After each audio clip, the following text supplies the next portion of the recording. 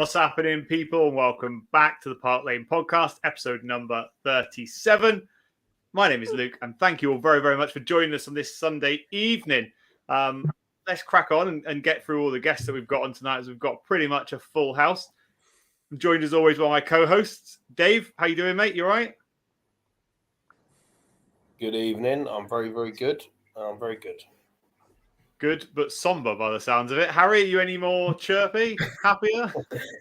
Well, it can't be to do with Spurs related, but no, I'm doing well. It's good to be here once again. I wasn't here last week. It felt like forever since I've been on, but it really hasn't been. But no, it's good to be here. I think looking forward to this one. Yeah, perfect. And joined by two very, very special guests. We'll start with you, Brian. Brian, how you doing? First time on the show? Yeah, how am I doing? First of all, it's great to be on the show. Thanks for the invite. How am I doing? Well, let's put it this way. I've just spent all day with Ben from We Are Tottenham TV talking about Tottenham. And now I get to talk about Tottenham some more. So yeah, feeling great. Amazing. We'll try and chirp you up as best we can. And joined by Billy. Billy, how you doing, mate? First time on the show. I'm fine, thanks. I spent all day batting off Arsenal fans because of my banner. Damn well know. But is what it is. They invented St Tottenham's Day. I invented St Arsenal Bottling It Day. You did. Love it. We've got to get something out of this season, haven't we? So exactly. we know we're shit. We know why we're shit. Let me have my moment. Exactly. Yeah, that's it. Exactly. There's not really. I'm telling you how confident I was they were going to bottle it, though. I've had that flag since February.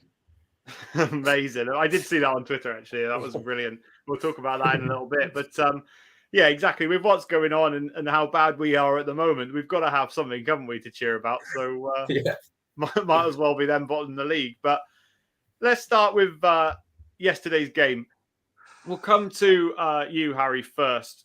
Kind of overall thoughts on yesterday's result, because, you know, for those that live under a rock, you know, we'll go through that. So Spurs 1, Brentford 3. It was a kind of game of two halves, wasn't it, Harry? It was a game of two halves, and once again, I'm sitting here going, why can we only perform for one half? You know, what changes at half time? Why have we thrown away another lead? It's the same mistakes every single week with this club, and I don't see anyone else doing it. Completely other thing. But yes, it was a game of two halves. First half, can't complain. 1-0 up, playing some good stuff in the sunshine. On a Saturday, you know, lunchtime, perfect. You know, in the afternoon, Tottenham do what Tottenham specialise in and find a way to lose to Brentford at home without Ivan Toney. I don't know who can see 3 goals without Toney. We made Bernardo look like Messi. You know, we made Damsgaard came on. We made him look like Brian Ronaldinho. But only Tottenham can do that. I don't know what happened in that second half. But the reality is in that second half, we were battered by Brentford. The score could have been bigger. They took their chances. We didn't in the first half. And that was the difference. Yeah, definitely. Brian, do you have any other thoughts on the game from that? Because it kind of, as you say, all switched at half time, didn't it? Like Harry said, this is just typical. We've been a season of either one half or a season of 10, 15-minute periods of pressure or good football. All I will say, look, when you see the lineup and you started this season against Southampton and we'd had £150 million to invest and we'd done it well and we won the window and everything was looking good, we end the season with the final home game of the season with our third manager and a centre-back pairing of Davinson Sanchez and Clement Longley. Yeah. Well, I mean, that's what I'll say. What I will say, the first half we did look at. I said today, I think it was our best first half of football. I really do. It was free flowing. It was looking good, and then, as Harry said, Tottenham did what Tottenham do. Yeah, exactly. And we'll move on to that, Billy, because you know the formation was different, and there was talks in different WhatsApp groups that I'm in with a lot of Spurs fans at the moment, and it was a discussion. Were we going to play 4-2-3-1? Were we going to play 4-2-2-2? And how we were going to line up, and it seemed like that formation change in the first half really worked and must have caught Brentford off guard. Like, what did you think when you saw the lineup and the formation? I was a bit shocked when I see Romero weren't in. I was very shocked to see Dan Juma in, but it was. you couldn't knock it. They done everything right, didn't they? They just couldn't put the ball in the back of the net. Yeah. I think we could have been 3-4-0 up half time. That game was dead. I mean, Son had a couple of chances. I mean, even at the end, when you think about it, them 2 headers Richie had to get us back in it. So maybe he should have started Richie. Maybe he did got the formation wrong in the beginning because Richie looked good when he came on. Yeah, it's difficult though, Dave, isn't it? Because moving on from that point, because he started Danjuma. A lot of fans have said throughout, since he's been at Spurs to say, do you know what? Give him a chance. He's looked all right when he's come on. All of these various, buzzwords that people tend to use a lot. And then he decides to go with Danjuma and then bring Richarlison on. And Richarlison looked like he was more likely to score than Danjuma. I mean, the great Tottenham collapse, it's as likely as sunshine in the Sahara, isn't it? Let's be honest. It's so frequent now. I mean, I'm so used to it now this season that you expect it, So in terms of the Danjuma situation, yesterday kind of felt like it was like Mason giving an opportunity to the people that are leaving. It's like a last, see you later, thanks so much, Sanchez. Let's bring Lucas on when we need goals, win the game, to give him a last hurrah.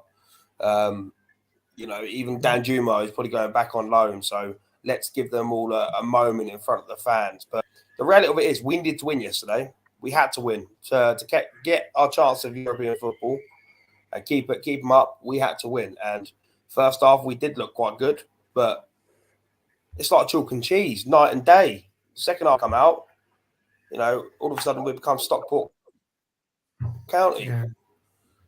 So it's I don't just know where we go. He targeted Davis that second half, didn't he? Big time. He knew exactly what he got. Mason basically got outmaneuvered by a better man. Right?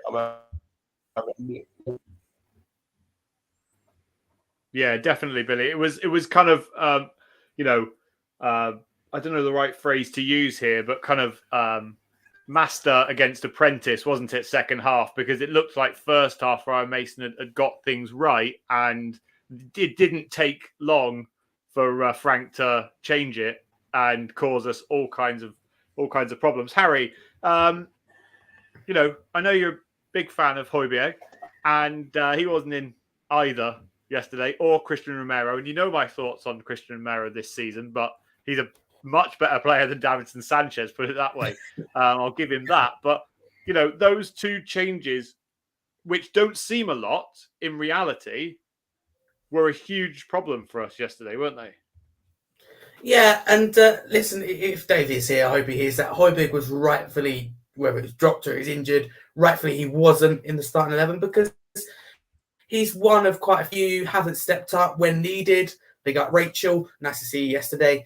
So he deserves to be dropped for me. Romero, again, is a bit of a liability. Definitely our best defender without a doubt, but still had moments this season. But what I will say about that Ryan Mason thing, I just don't think his in-game management is good enough. I think yesterday was another prime example of he's not ready. He may love the club, fantastic, but he's just not ready. Aston Villa, we made John McGinn look like prime, Ronaldinho dominating that midfield. Everyone can see we were outnumbered in midfield, but he doesn't change it to after. Once again, yesterday as well, Brentford, they bring Damsgaard on and they start to dominate. We don't change anything. There's no, change to adapt to that, to counteract that, if you like. And that's just someone who isn't ready yet for me and has a lack of experience. With players dropped, Højbjerg, if he was dropped, again, I don't know, injury, blah, blah, blah, rightfully dropped. Romero, sadly, probably as well. And I think Dave said, it felt like we're giving players like a send-off, like with Danjuma, like with Sanchez, like with Lucas as well. We're giving players that send-off. In a must-win game, it is silly, and it's just someone who used that lack of experience. But when things don't go right in the game, because it started off well, Brentford adapt because Thomas Frank is a great tactician. His in-game management is up there with the very, very best. They bring Jamsgaard on. It's a more attacking, forward-thinking change. Brentford very lucky to stay in the game, remember. I don't know what happens, but we stroll out with a completely different mentality. But it can't be something that Ryan Mason said, because we've said this manager after manager after manager, and we've gone, why is this happening? Why can we only perform for one half? Or like Brian says, why can we only perform for snippets, like 10, 15 minutes? When will people realise it's not the manager? Come on, it's the same thing. It keeps happening. But yeah, if Højbjerg was dropped, rightfully so, he hasn't been good enough, and he's let the managers that have been here down this season. Let me just add on that, Luke, very quickly. Pierre-Emile Højbjerg, I'm a huge fan of his as well. Yeah. I didn't even realise till today he didn't play, or wasn't in the squad, sorry. I didn't even realise he weren't even on the bench. That's I hate to say it, Brian, but it's probably a good thing. Well, no, do you know what? What I love about him is his grit, his determination, his off the field. That's the things I love about him. Yeah, I love his fight. For Romero, all I will say, Romero was great against Palace, but he should be, and then went to ground and rush against Villa. This is all down to he needs a decent partner with him. We chop and change who he plays with. If he's in the centre or on the right, he needs a solid partner he can rely on with him, and he just hasn't got it, has he? No, yeah. And I think that that Romero could be, an extremely good centre back for us. But I do agree with you in those senses, Brian. Is that the problem I have with him is he is too rash and he is too passionate. If someone can be too passionate, I just wish that And I want to touch on this point with you, Harry, and feel free the others to jump in on this. Like, you mentioned, and whilst I do agree to some of that the lack of motivation and the lack of passion from this team can't always be a managerial problem if various managers are causing that problem. But I also can't see it being how it is, if this is what you're getting at, the owners of Spurs' fault. Right, okay. Lack of motivation for that. Can I explain why? Yeah, 2 secs. I personally believe that this is a big club problem, and won't be solved by just a managerial change, and it also won't just be solved by a ownership change for motivational purposes. I don't believe. I feel like the club is severely rotten in some way, and one of the biggest ways to change that is going to be, and I've been saying this for a long time, is some kind of psychological analyst, some kind of psychology team, some kind of high sports motivation team within the football club to be able to drive success through that way. But anyway, sorry, Harry, carry on with that point. Yeah, and I love the idea of that psychological help, etc. But it's Levy who's the one who needs that psychological help, to keep making the same mistake and not recognise that you're making a mistake. That's enough to go a bit funny in the head. But listen, the reason the new owners would change that is because, yes, you're absolutely spot on, Luke, that the club is rotten from top to bottom. But anyone will tell you when change is needed, that starts right at the very, very, very top. We can say these. I think it is a mentality thing with the players. But who signed these players? Who rewards mediocrity and signs new contracts? Why aren't these players gone? Some of these players, like Sanchez, I feel sorry for him at times. I think he's a bit of a scapegoat with the fans sometimes, yes. But he's a prime example of what is happening at the club at the moment. You got someone who was signed, it didn't work out, isn't moved on, and nobody else is bought in. He's kept here, overstepped his stay, if you like, and we won't get half or even a quarter back for what we bought him, and that didn't work out. So that new owners would change that, because that is the change right from the very, very top. But anyone who blames these players, I continue to say some of these players weren't here 23 years ago, so I don't get how you can blame them. So yes, it's a mentality thing with the players, but it starts at the top, the hierarchy, the owners, Levy. That is where the psychological help also needs to come in. Yeah, right. Do you not think how quick Newcastle and Manchester City, their mentality's changed when they got new owners? Yeah. I mean, Newcastle have done it in one season. Right, it took City a little bit longer, but it's all down to the owners having ambition on the football field, something our owners lack. Yeah. So I will not have it that it isn't down to our owners. It's totally, utterly down to our owners. As Harry said, holding on to players too long. Davis would be here 9 years. I think Dyer 8 years or vice versa. I can't remember the exact. Sanchez well overstayed his welcome. Yeah. I mean, look, Højbjerg, I know you might love him, but with Basuma, if we could bring in an upgrade on Højbjerg this season, we've got to keep Skip for the homegrown and the club grown quota, no matter what you think of it. But then that surely is part of the problem as well, is it not? And whilst I agree that needs to be there to fill in quotas, we cannot keep players that aren't good enough for this football club to fill in quotas, because actually that is part of the problem that we are discussing now, is it not, Billy? Yeah, I agree, but we ain't in a position to bring these players through. So I personally like Skip. I think Skip would do a better job than Højbjerg in that position. You ask Skip to do a job, he does it. Højbjerg goes missing. He just starts waving his arms around. And look at him at Villa last week. Harry, I don't mean to dig your man out, but he was the passenger. Basuma came on, he changed the game. He started going forward thinking, getting the ball forward. Yeah, no, you are right. My middle two would always be Bentancur and Basuma, and I was just laughing then, Billy, because Dave, who just jumped back in. What do you like to call him, Dave? The cheerleader? Dave don't like passion in the team. Are you with us, Dave?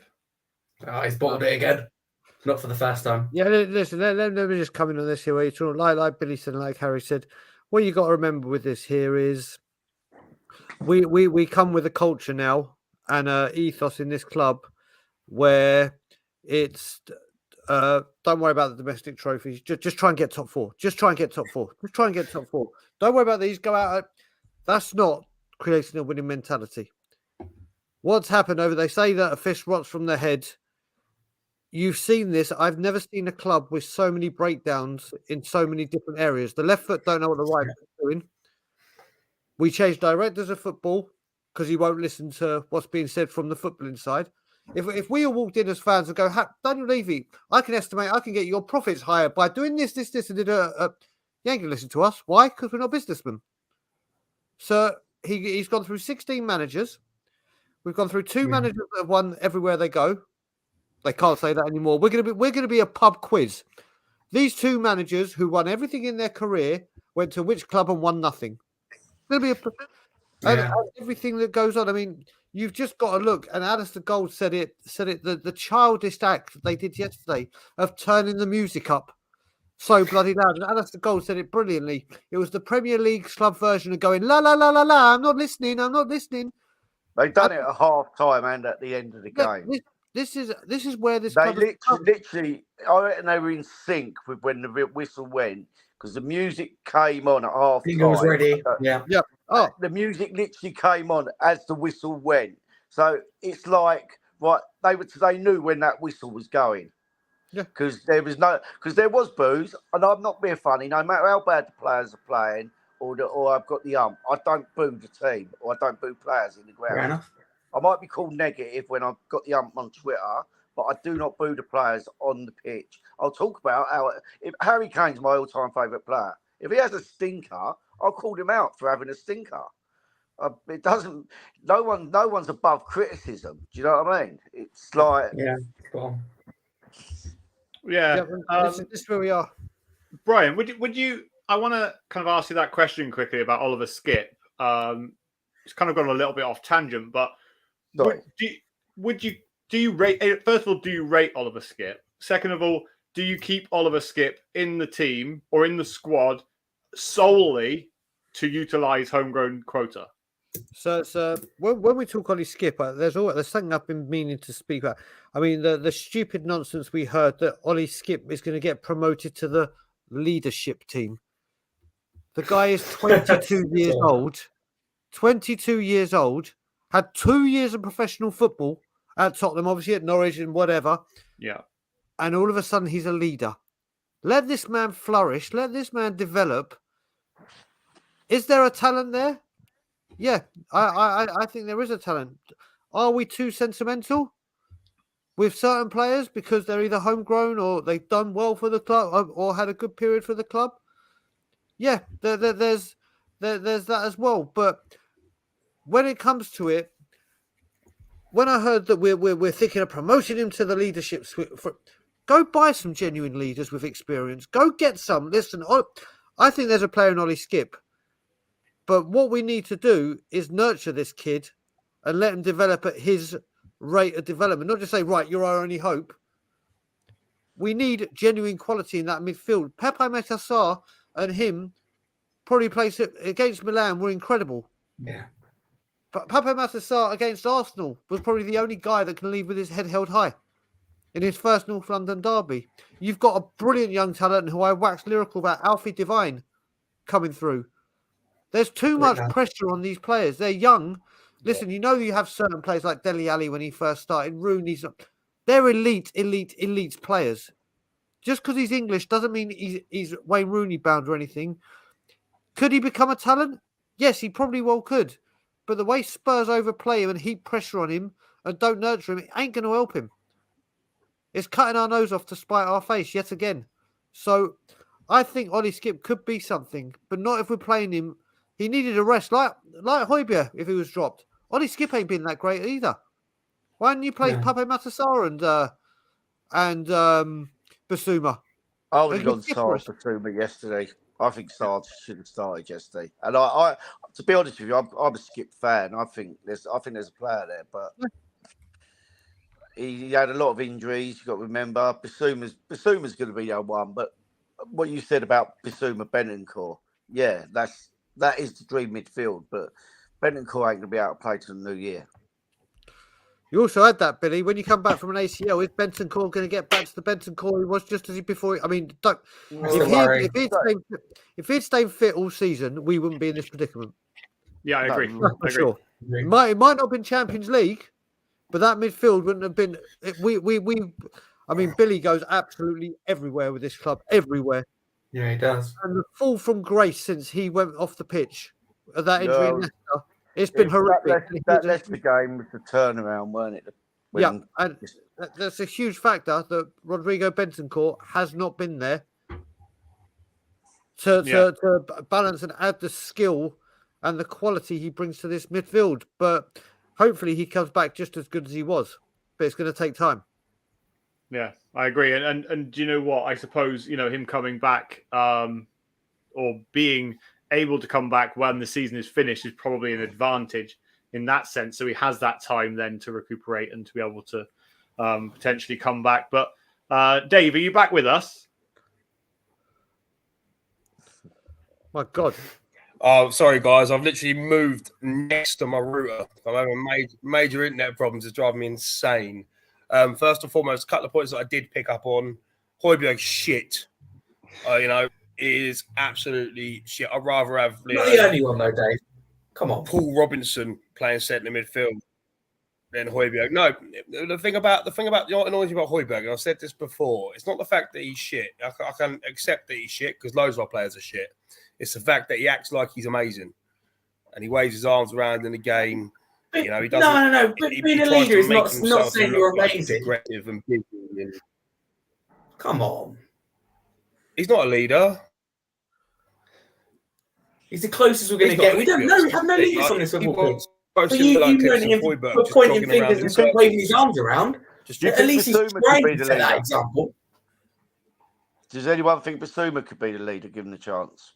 Do you know what? I think he could be the midfielder we depend on, Bill. But do you reckon he's captain material? I'm not sure about captain material from what I've seen of him at Tottenham. He's Brighton days. He seems to dominate the midfield. Yeah, that he can do. Like a Dembele kind of how he used to dominate. That I can see him do. Not in Dembele's... Basuma does better in a midfield three. But we don't play with that three. It's frustrating. Basuma, Højbjerg and Bentancur wouldn't be too bad. Or if you want an upgrade on Højbjerg, it might be even better. Because he's gone missing this season, yes. Yeah. The thing is, let's be honest. 90% of the squad needs upgrading. And the reality of it is the owners have decided to hang on to players for too long. They've decided to hang on to players because that they don't want to lose money. They don't want to, they don't want to lose out on what could be a transfer fee. And the reality of it is they're keeping these players, which at other clubs wouldn't last 2 seasons. We got players that are lasting 6, 7, 8 seasons. That's the reality. So we are so far behind, and you hear the same stories every summer. Oh, this summer's going to be different. The owners are going to act differently. They're going to rip up contracts now this summer. Apparently, we're going to start looking at the more Brighton model of recruiting and things like that. It's just the same spiel every single season, just from a different angle. And the reality is, as Spurs fans, we all know nothing will change. And with that, everyone say, give Levy another 18 months. They said that when Conte was appointed. To see if this, we haven't. When was the last time a manager completed the season? 2018, wasn't it? Yeah. Watching until 2018. 2018. Yeah, a full season. I mean, I'm not a fan of this reboot. Like, let's start going again. But at the end of the day, it's the only option we've got, isn't it? We've got to get a manager. We've got to identify a director of football first. Then he's got to identify the manager. Then we can start talking about players we're going to bring in. But we won't recruit like Brighton, and we won't use their model, because Levy will set the manager during that transition. At Brighton, they give the manager time, they let him adapt, they see out the season. That's not going to happen with Daniel Levy. It's just not going to work. Brentford's model is just not going to happen. Let me just add on this. It's one of the reasons why I will forever be ENIC Levy out. I do not care. Yep. They can say what they want. I've heard it. I turned in 2006 when they sacked Joel. That was my tipping point. I started to give him a little bit of leeway when they brought in Harry. Then they didn't give him. They gave him Cahill. He wanted Cahill Tevez. They gave him Nelson Saha. That was it. I was completely and utterly nothing was going to bring me back. Even in the Champions League semi-final in Ajax, I was talking to someone. I was ENIC out. I didn't care. Someone couldn't believe it. He said, but they bought us here. And then they didn't buy a player for, what was it, 500, was it 18 or 17 days? Something like that. Were 3 transfer windows. So, I mean, and then when they finally do, they bring in Jose Mourinho. They give Joe Rodon. Apparently that's back in the manager. The world-class centre-half. I ain't going to give you that. I'll give you Joe Rodon instead.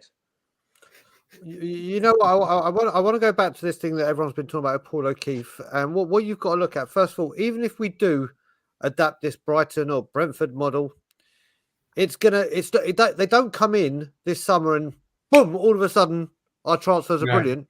They have to come in, analyse the squad, then analyse via data or know the areas we need, then analyse the data, then bring the players in. You're looking at least not this summer, the next summer. And then the major thing that has really got to me, that people are falling for this crap from this football club. Oh, we're going to rip up contracts and it's going to be a giant. So let's just say we rip up. I'm just going to pick 2 random players right now. Let's say Davies and Davinson Sanchez. Rip them up. Off you go. Bye-bye. We already need 2 quality centre-backs with them in this club. Yeah. Forget what we need once they leave. We're going to need more quality. We need quality to start, and then we're going to need quality backups. So before you even start talking about any other positions, if it was to be those 2, that's 4 defenders and a goalkeeper we need. So it's all good. Oh, yeah, we're getting rid of the dead. Well, maybe we've woken up. Well, no, because this team is crap. Plus, we've got 8 people coming back very shortly that we don't want, apart from Destiny. And then you're going to have to... Then you're going to have to rip them up, rip these contracts up, and then replace them and get these players that are not wanted. But why are we saying that we're ripping these contracts up? Who knows if the new manager wants them? Yeah, exactly. Who knows? Wait till the new manager comes in. Sorry to jump in on that. That's why the manager should be appointed early. That's down to Levy. But then surely, Brian, on that point, right, where you're saying that, to give a balanced argument on this, to say that, well, these players aren't good enough, We keep them on for too long, which is a Levy problem. Sorry, whoever keeps messing with the setups annoying me. We need these people gone. But then you're saying that a new manager might want them, but surely that is part of the same problem that you're suggesting. No, you've got a point there. But again, I'll give you the prime example with when we wanted Fernandes. We couldn't have Fernandes till we got Eriksen off the books. We had to get Eriksen off the books to get the money in. And then even though the money was there, why are we the only football club that let go of the deadwood or we sell a player before we brought the replacement in? You should strengthen your team and then get rid of the deadwood. Not get rid of the player. They go, oh, can we have that player now? We have space. Because what they do? Oh, you got space now. That's an extra $5 million. Yeah, they know you're desperate then, don't they? Exactly. That's the thing. Listen. I think we were like 15 million short of the Fernandes deal, roughly, give or take. You're telling me that we had to Tottenham Hotspur, who were in the Champions League at the time, Champions League money, that stadium had to sell Christian Eriksen to get the 20 mil so we could put 15 mil of it down for Fernandes? Not a chance. It's the same thing that happened with the Barla. We don't listen to managers. We don't listen to directors of football. We have to sell to buy constantly. Even though we're the 8th richest club in the world, we have to sell to buy. It's the same every week, every month, every year. The same mistakes being made. Levy's still not saying sorry. Doesn't realise it's him. We go round and round in a circle. And you've got clowns at the top of it. It's like you've still got people questioning who's the problem at the club. But then to come back, Brian, again on that same point, is what you're effectively suggesting, correct me if I'm wrong, is that we shouldn't wait to sell players to then buy new players, but we shouldn't sell players that we don't know the new manager might want. Correct. But then if we go ahead and buy players now, then they will say, well, that was Levy's signing. That was the managerial signing. But Luke, that's why you appoint the manager now. That's Levy. You're getting what I'm trying to say twisted. So first of all these players that we haven't got now, or we're trying to get rid of, they have been bought by the club without listening to the correct people. You've heard so many managers say, well, I wanted this and this, and I got that and that. Yeah. We've got to a point now because of bad recruitment the whole time. Listen, we have spent money. There's no denying it. We have just spent it horrifically. Every single time. When we had this 150 mil, if we'd spent it wisely and bought a brilliant centre-back, a creative midfielder, and maybe if there's leftover, get a youngster in. But 2 bang-on first-teamers for that money, let's just say Maddison and Bastoni. Let's just say this team is absolutely... We will be challenging for third, maybe not second with how Arsenal done, but we'll be up there. But no, we have to do quantity. But Antonio Conte never played with an attacking midfielder. So buying an attacking midfielder wouldn't have been buying a signing for the manager. He has played with attacking players. Look, Christian Eriksen was a starter when they won the league. Not at the beginning, at the end. But there are players that just because he didn't play with a creative midfielder in the number 10 or in the pocket, people say, oh, he didn't play with a creative midfielder. He did play with a creative midfielder. Just not in that position, yeah. He just didn't use it as a number 10. Yeah. He had players sometimes playing in the holding role you got to remember, when you say a creative player, you automatically think that flair player that can take on a couple of players and then slot the ball. You look at other people, playmakers that dictate like the quarterback and spread the play. There's so many different ways you can say a creative midfielder. Yeah. Don't get me wrong, Luke. What I'm saying where we're going now with ripping up the contracts, these are contracts that shouldn't have been extended ages and ages ago. Yeah, I agree. So we've got to this place because it is cheaper to renew than it is to upgrade. It's cheaper to renew than Daniel Levy. Daniel Levy a couple of years ago wanted 40 million for Harry Winks. 40 million pounds. In what world? Don't get me wrong. Harry Winks, again, diehard Tottenham fan, loves the club, bleeds blue and white, Tottenham through and through. He's simply not good enough. That's not his fault. We've gone up and up and up. Look at Manchester United. Beckham causes a ruck. Beckham, look what he did at Man U. Off you go. Yap Stam, Van Nistelrooy. All these top players, you've done something stupid or you're getting too big for your boots. Out you go. We're just refreshing, bringing some quality blood. We don't do it. We just stagnate. No. Just for the basis of everybody watching, obviously, what I want to make clear is I think that these questions have to be asked both ways. So just so that you're aware of that. But Dave, let's move on to something a little bit positive if we can, before we move back over to a question that I do want to ask everybody. Harry Kane, what could have been a good day for him yesterday, and probably what, in my opinion, will be his last game playing at the Tottenham Hotspur Stadium. He scored a fantastic goal for us yesterday, but again, was just spoilt by the lack of passion and the lack of drive from everybody else on the field. Yeah, Dave wants to get rid of Højbjerg, and there's no passion in the team. I don't think it will be Harry Kane's last game, to be fair. I don't think we could afford to let him go. You look to the way he said goodbye. The year ago with the Lincoln City, you look like a proper goodbye, emotional, where it's just a quick wave. Yesterday, I don't know if it's a result of the season we've had, but that didn't look like a goodbye to me. Doesn't look like a man who's going to leave. To me. Lucas Moura's was emotional. That was a goodbye. I think to me, with yards Harry away Kane, from Moura. I could literally see the tears going down Moura's face. Yeah. Sorry, Dave. Some was one of the other ones who come to the touchline. He did. It's the first time I don't think I've ever seen Son smile, to be fair. He's forever smiling. He walked past. He looked broken. Yeah. The happiest man I know, he looked broken by the club. I think with Harry Kane, we've been so spoiled with just how ridiculously good he is. The guy's got 28 goals this season in the Tottenham side, which is utterly hopeless. We are so spoiled. Without Harry Kane and without his goals, we're Everton. Yeah, we are. Without his goals, we're put it up earlier. 12th, 13th, 14th place team. 14th, apparently, without Harry Kane's goals this season. I don't think he'll go. I think Daniel Levy is at a point now where he knows that pressure is on him.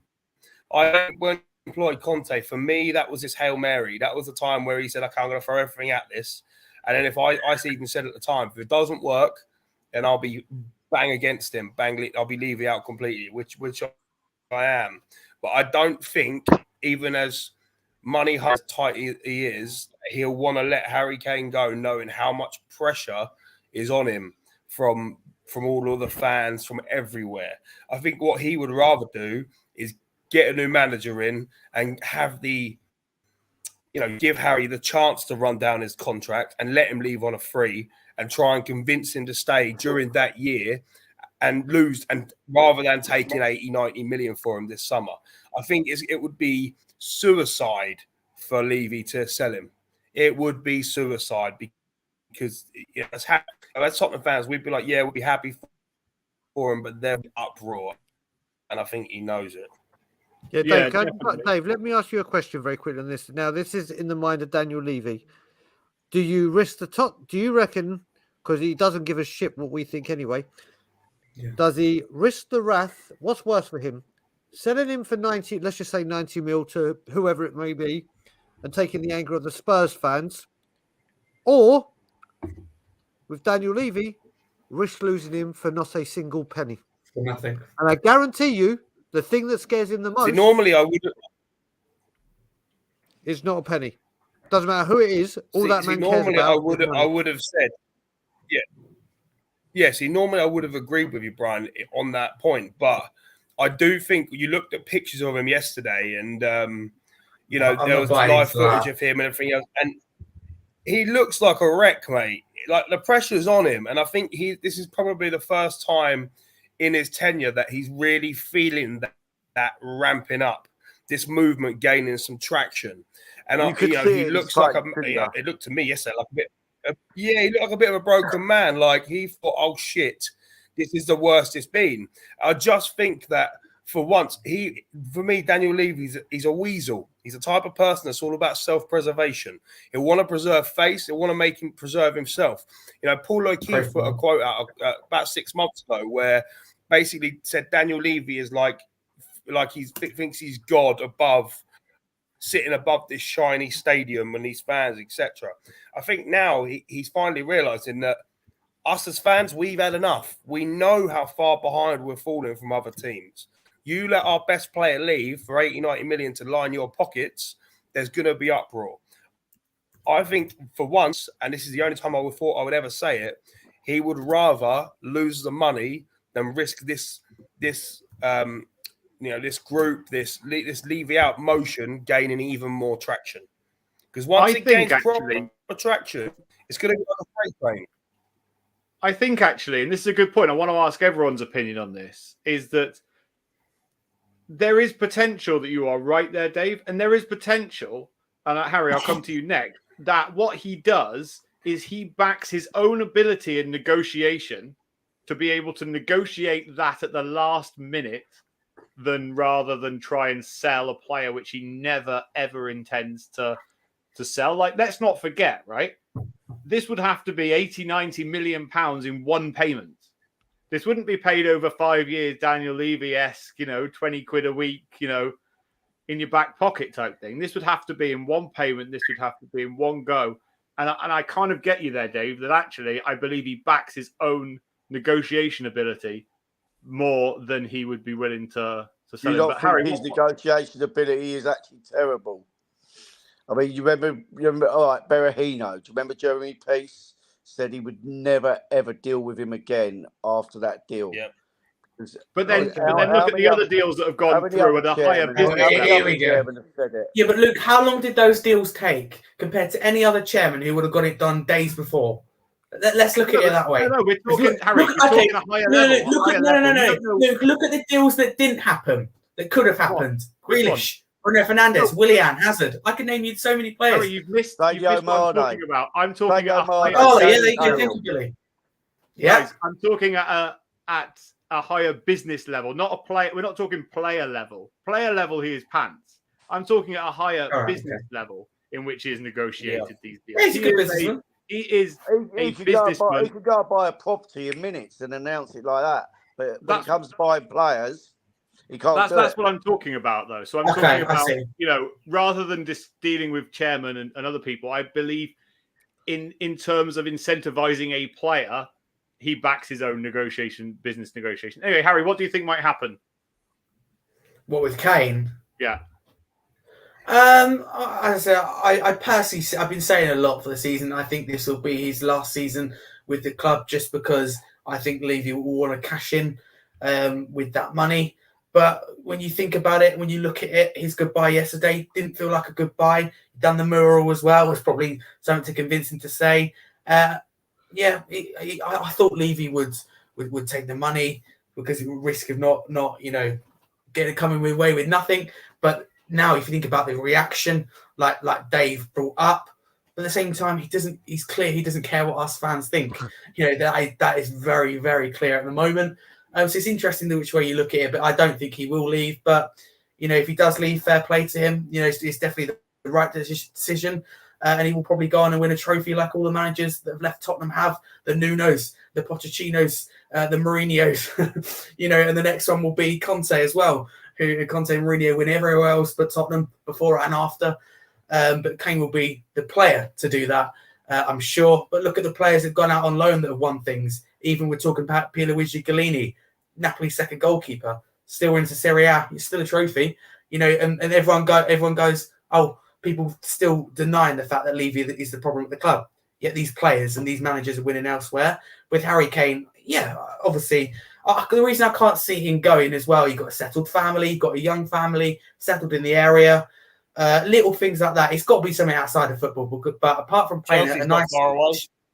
yeah, well, it's got to be something outside of football, apart from staying at a lovely, shiny new stadium where Beyonce and NFL takes place, which is clearly the priority at the club. I think It's got to be something outside of football. You got to remember, I think he will stay. Chelsea haven't got Champions League football. Todd Bowley was counting on Champions League football when he went on his major spend. They could have problems shifting players instead of buying players this summer.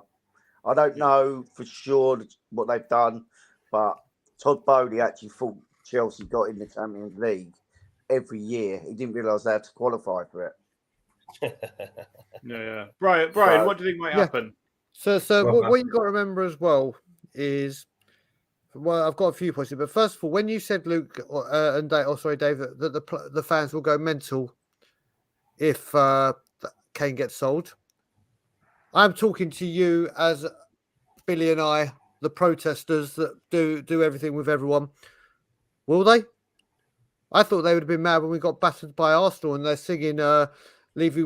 I thought that would have done it. I thought losing 6-1 to Newcastle would have done it.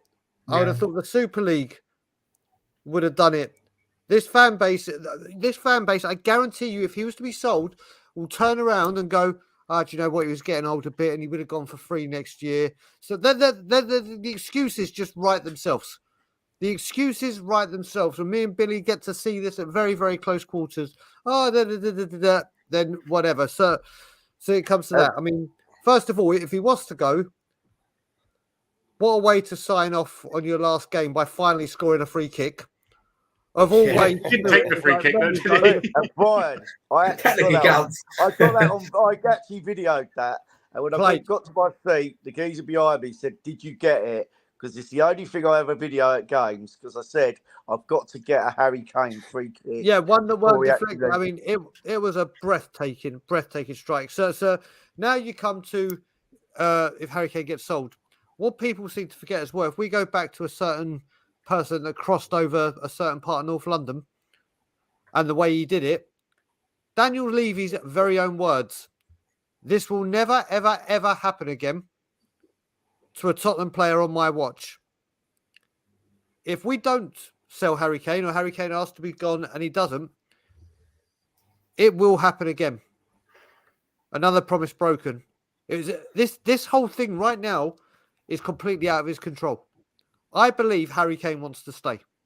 I believe in his heart of hearts, he wants to stay and finish the job. I think nothing will give him more. Like Steven Gerrard said when he turned Chelsea down, he goes, winning one trophy at Liverpool would mean more than 10 for me at any other club.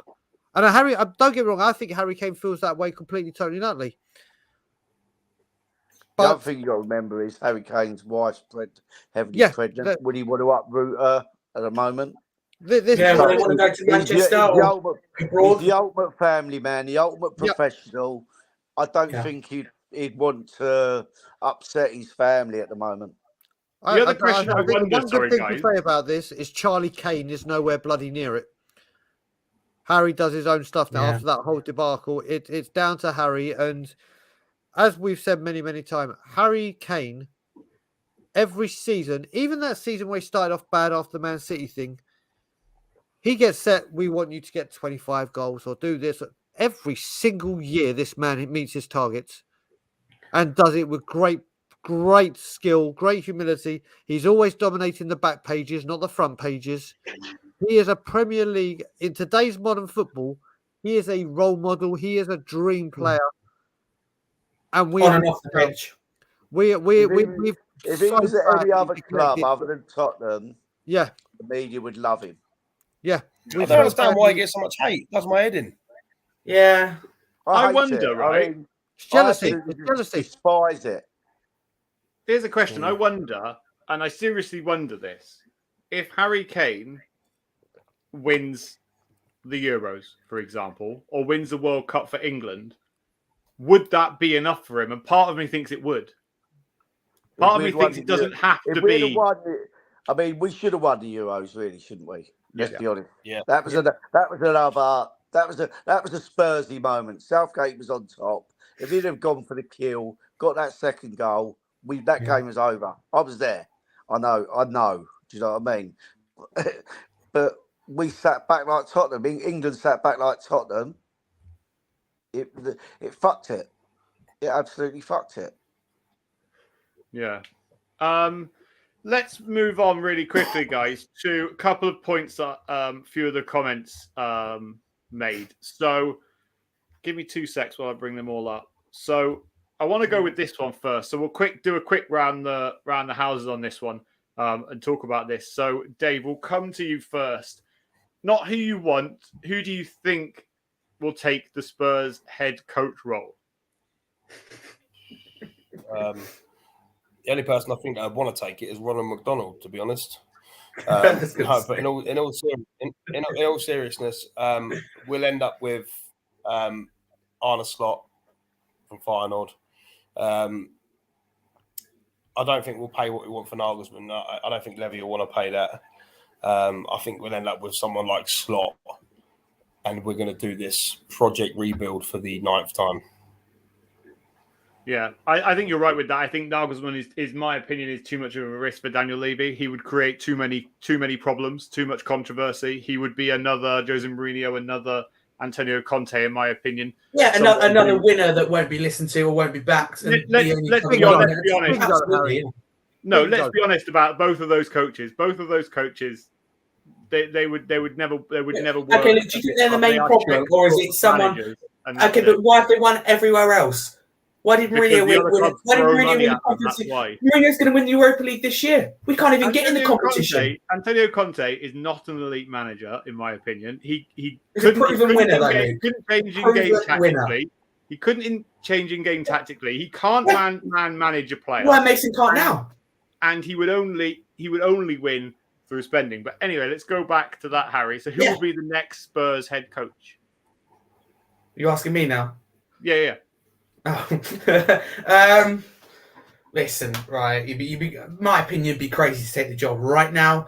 I don't think. I seriously don't believe anyone will change the situation we're in. I think we can get the Nagelsmanns, the Poches, the Guardiolas. I think it'd be a real struggle to get in top 4. What? That's not the question. Who will be the next manager? Wait, I'm building it up. Wait. I think it will be purely down to Slot or Rodgers, and I hate to say it, but I think Rodgers will be the man because he's the cheap option.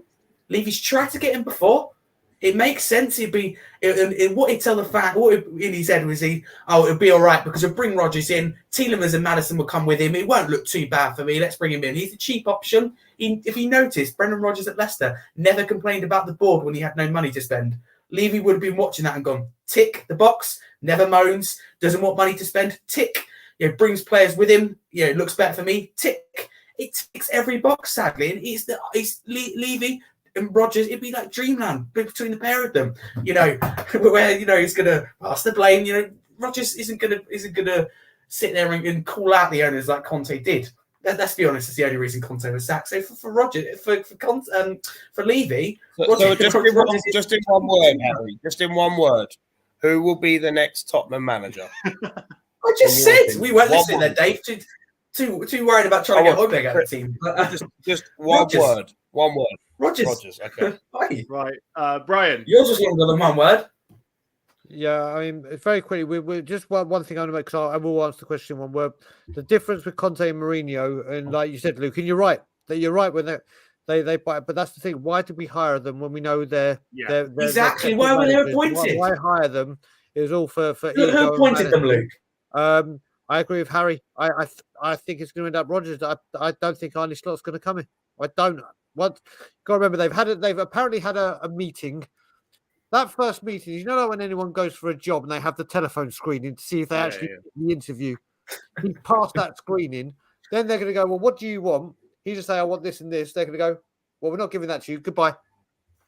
So I seriously think we're going to end up like the Nuno thing, where we bid 72 days and then got a manager that was available for free. Same thing is happening all over again.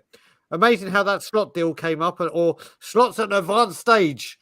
The day before the final home game of the season, when he knew mass protests were being arranged. Let's pop a name because it's season ticket renewal time. Brendan Rodgers. Interesting. Yeah, Billy. I've got a different theory because of Scott Munn. I think it's going to be Ange, or slop? Postecoglou. Mate, you Yeah. are the correct man that's to what I say said that before. question, because I completely agree with you in terms of Scott Munn and his the fact that he has worked in Asia, and the fact that Ange also has worked in Asia, and the fact that Daniel Levy would be absolutely foaming at the mouth with the idea Of the Asian market. yeah, exactly, of opening Spurs up to the Asian market. You're right. I'm also You know with you, what? I think. I have to say, if it is him, I'll be quite happy, because I'm sick and tired of getting these big name managers in that won't be back. Like the small time managers won't be backed. If we get the good friend of Nagelsmann in mine or the was Luis Celtic Enrique, fan, they're not going to actually. get backed. So if it's Postecoglou, fine. My personal choice that I want, Luke, is Thomas Frank. Right. Yes, My absolutely. number one choice has been for months. Yeah, gets the best out. Get a lot out of these players, believe it or not. I think the only one. And Billy, who would you actually want then? Who would I want? I'm with Harry. I don't think it matters who we get. They're not going to get their own way. Yep. And they'll ultimately get sacked no matter what, because Levy will put the blame on them. I totally agree with Harry. After 18 months. So to me, I don't care who the manager is. I want new owners. Correct. Yeah. That's the most Agree. important thing. Best Nothing thing that can changes. happen. Best thing that can happen with Tottenham is Ineos, are successful in their bid for Man United, and them Qataris think, okay, we want to get another Premier League club, and who's available? I know Tottenham. That's the best thing that can happen to us personally. Okay, so let's move away slightly and talk about next week's game. We have to, I'm afraid.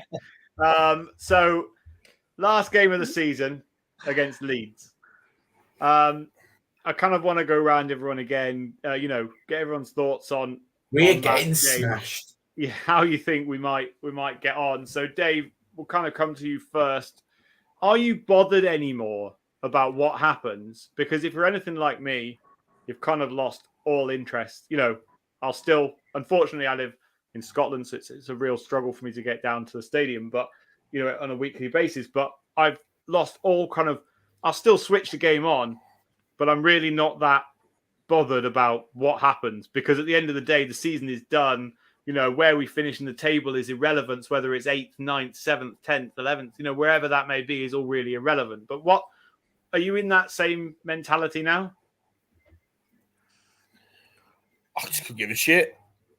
Like I said to you, I checked out weeks ago, mate. I'm like that, when you're in a long-term relationship and you just kind of lose interest in that relationship and you're just going through the motions. That's basically me with Tottenham at the moment. I just don't care.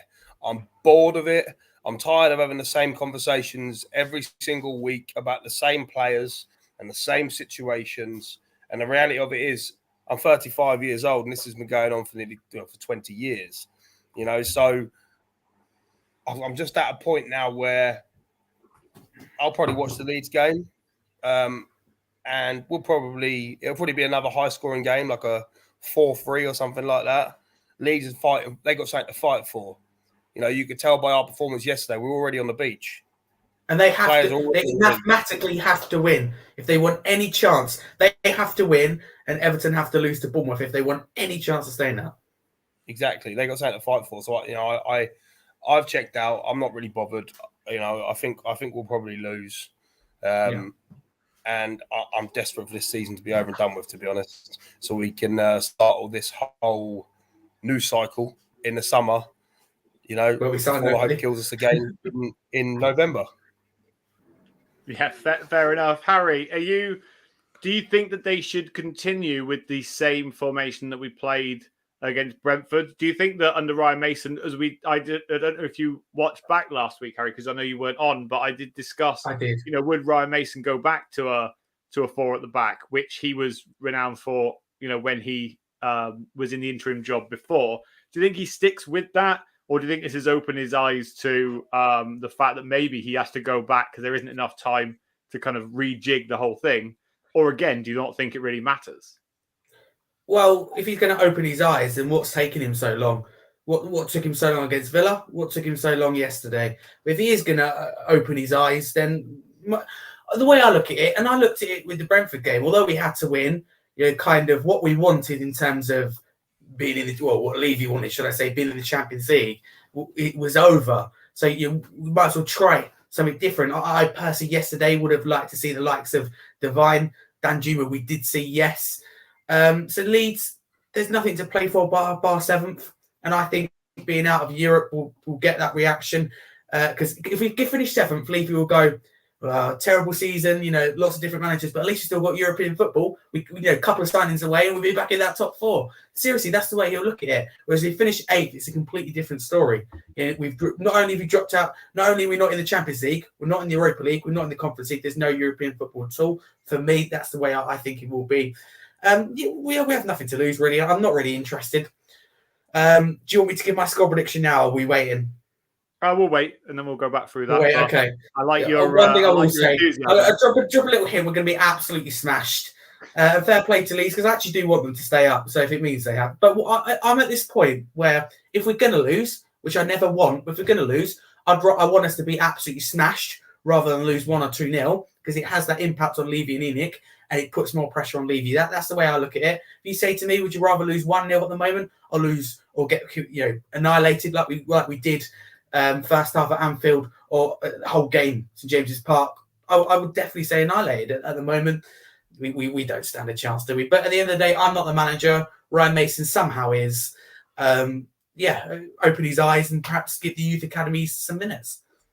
Perfect. Just so that tee everybody up, after we get round this, we will be going through the score predictions, so get them in the chat to make sure that your score prediction is read out. Brian, are you on the emphasis now where you would rather see Spurs lose to, quote what Harry said, put pressure on the board, or to not enter into a European competition, which would put financial pressure on the board? Or do you still want Spurs to try and see this season out with something? All I have to say, Harry, is it's so good to see the younger generation talking like this. It is like brilliant to see that there's people younger that are seeing this. Yeah, Levy doesn't listen to us. Levy should be worrying about the younger generation, the ones who are going to spend the money in the future. The one who are going to have the say of the future next 15, 20 years. But yeah, no. What I will say, and Billy will know, because I've said this in our Levy Out group chat. I walked out at half time in the North London derby in January. And I said a message then where I said, I don't care who the manager is. I don't care who the starting lineup is. Passage of play, style of play, results. I don't care how high the skywalk is, how fast the go track is. I don't care who the scouting network is. I don't care who the direct. Nothing matters, because nothing changes until this man goes. I don't care. I seriously don't care. What you got to remember is with Nike, who are our kit sponsors and one of the worst kit sponsors we've had, they have certain targets and expectations for Spurs to do. But the payments we get from Nike will be, just like we have performance-related bonuses, they have it. So do sponsorships as well. Corporate, you got to think these corporate boxes right now, they don't care. They're not Spurs fans. They just take the box because it's a nice, shiny new stadium and wine and dine clients. The financial implications are coming. I've said before, I'm calling it tough love. I want everything to implode. I don't care how it happens or what it is. If it happens, it happens. I actually think, in all honesty, the reason I think we're going to lose on next Sunday is, as Billy will know, I don't know if any of you others, I certainly have. I've been to Ellen Road before. Billy would have been there many a time. Rocking that. It'd be absolutely rocking. Actually, that's wrong, Brian. I've only been there once. Oh, have you? Bloody hell, I'm sure. Yeah. Oh, yeah, they've been down for 16 years, haven't they? So, So, yeah. If you ever want to go to a stadium that will go absolutely nuts and make it as hostile, toxic, and just impossible, our players can't cope with that. Look no further than Ellen Road. With them fighting for their Premiership lives, that place is going to be a crescendo and a wall of noise. And our Spurs players go, oh, I can't hear the people. It's too noisy. They're hurting my eardrums. And fall apart and crash and burn like they always do.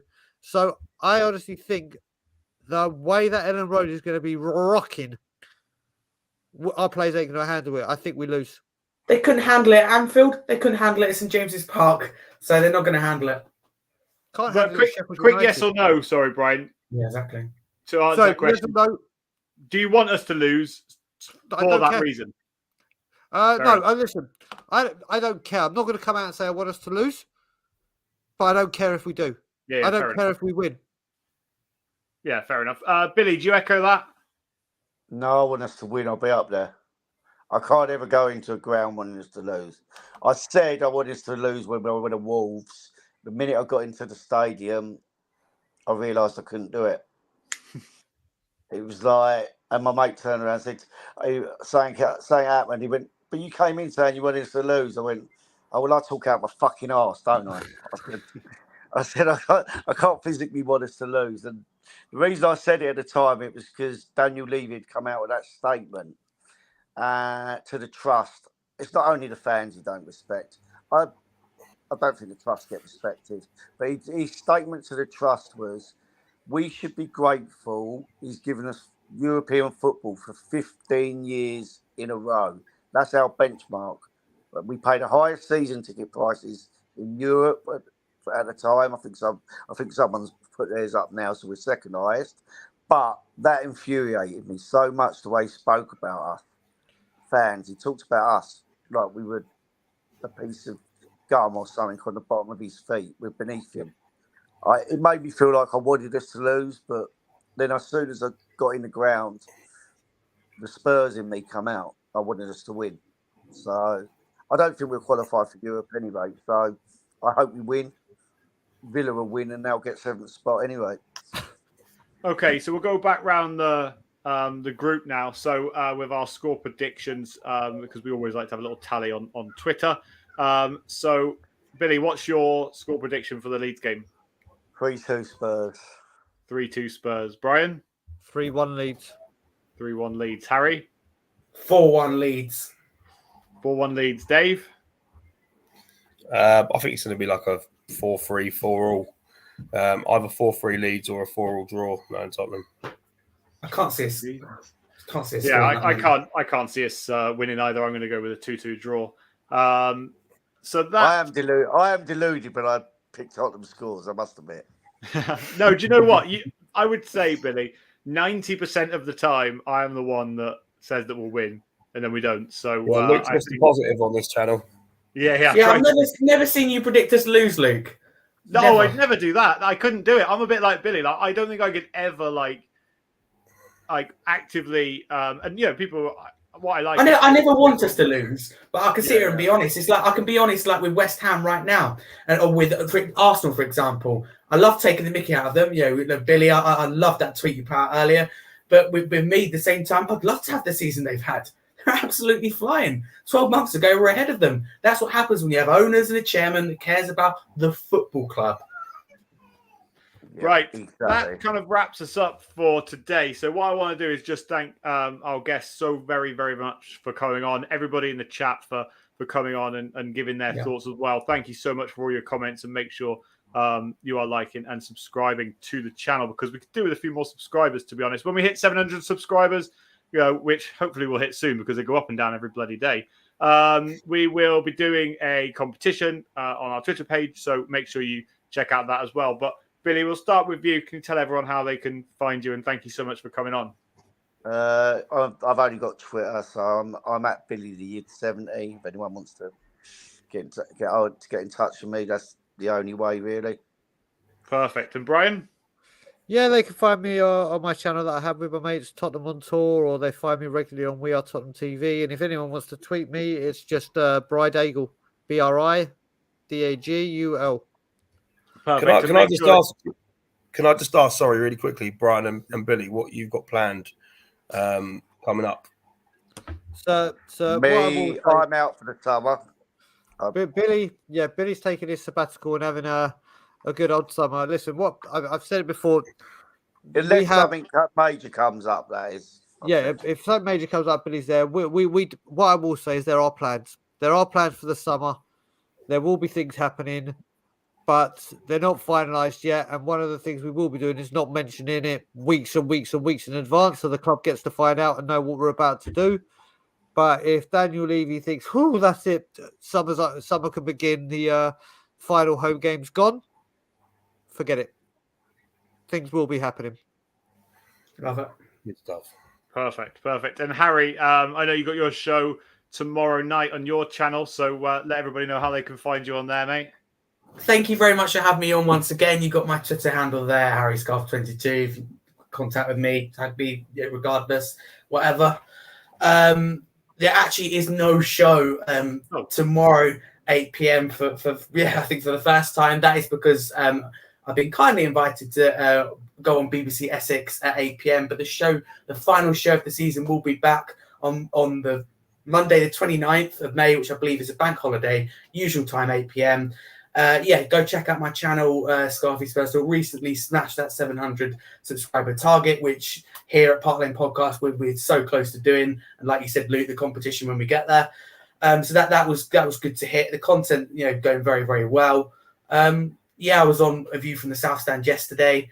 I think I'm on a couple of shows this week. But I'm sure you can find some kind of content on mine over the next few days, because win, lose, or draw, content will be out there. And unlike some at Arsenal, I will not hide after we lose a game. But that's a completely other subject. Thank you for having me on once again. And don't forget to subscribe to the channel if you're new, because we are very, very close here to 700 subs. Very close. Yeah, cheers, by the Harry. way, I'll probably end up on Tottenham all tomorrow for Kearns. Yeah, been on there. It's decent. They normally invite me in on about 8:30 for the last half hour, so I go on there. So I just want to give them a shout out, if you don't mind. No, of course. The YouTube plug. Exactly. Throw everybody's channel out there.